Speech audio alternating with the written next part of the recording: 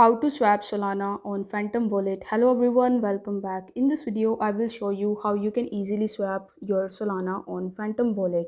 For that, you need to launch your Phantom Wallet mobile app and then you just have to log in into your account if you haven't already.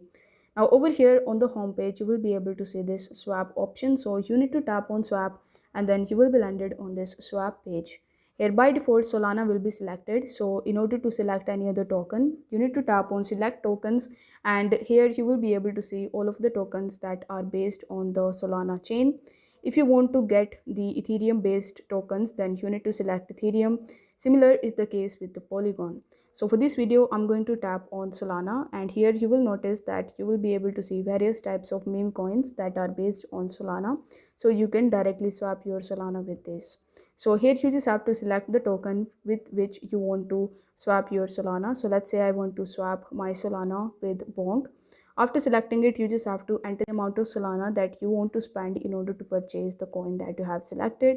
Then it will show you the number of coins that you are going to get, plus the provider name and the pricing and bunch of other information.